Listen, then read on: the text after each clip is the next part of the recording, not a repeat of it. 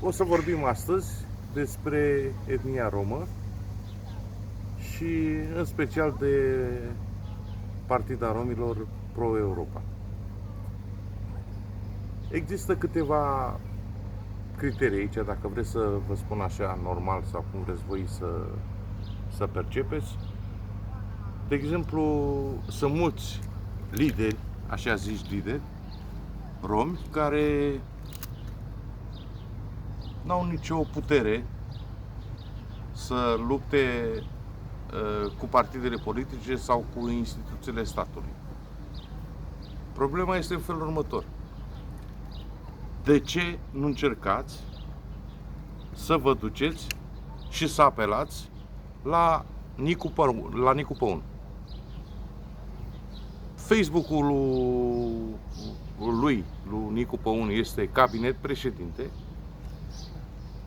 și spuneți acolo, domne, eu vorbesc de București acum, de sectoare. Domne, există mai mulți lideri și mai mulți oameni deștepți care au mai mulți prieteni ca cei care sunt acum. Dar problema este în felul următor. Dacă cereți o audiență la domnul Nicu Păun, ar fi bine să veniți și cu oameni. Adică nu veniți voi singuri și spuneți, domne, noi suntem liderii lui Vatala și suntem foarte buni și avem peste 5.000 de țigani și voi nu cunoașteți 3 persoane și la un vot, dacă voi candidați, nu vă votează nici familia voastră. Deci cel mai bine pe cabinet președinte, ca să faceți întâlnire cu Nicu Păun de la Partida Romilor, care este președinte, trebuie să și spuneți la ce scrieți dumneavoastră la cabinet președinte, domnule, eu sunt liderul Gheorghe, Ion sau cum vă numiți, și eu din 300 de prieteni pot să vin și eu cu 100 de prieteni la o întâlnire cu dumneavoastră, cu Nicu Păun.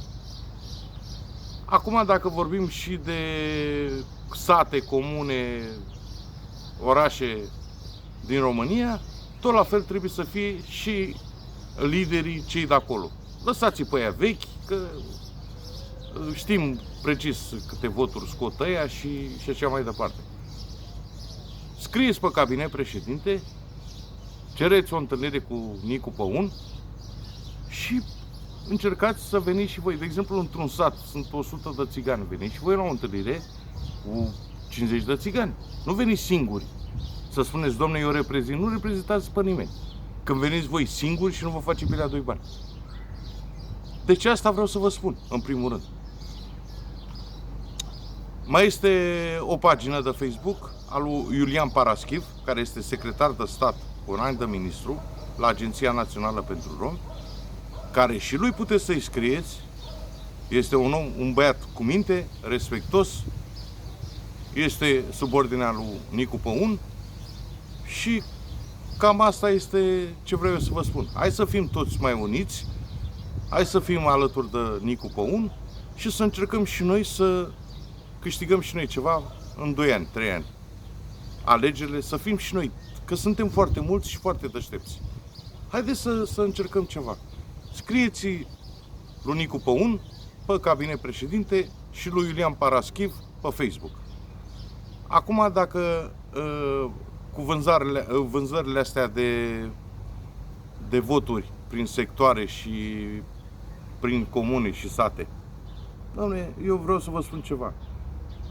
Dacă voi v-ați strânge toți și v-ați duce la Partida Romilor Pro-Europa, la Nicu Păun, și ea spune, domne, noi vrem să fim alături de dumneavoastră, vreau să ne deschideți aici un sediu și noi vom scoate atâtea voturi.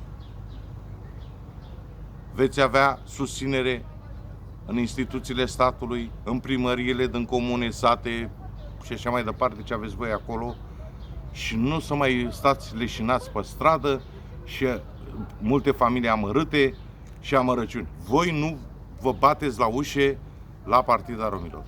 Și cu asta vă mulțumesc.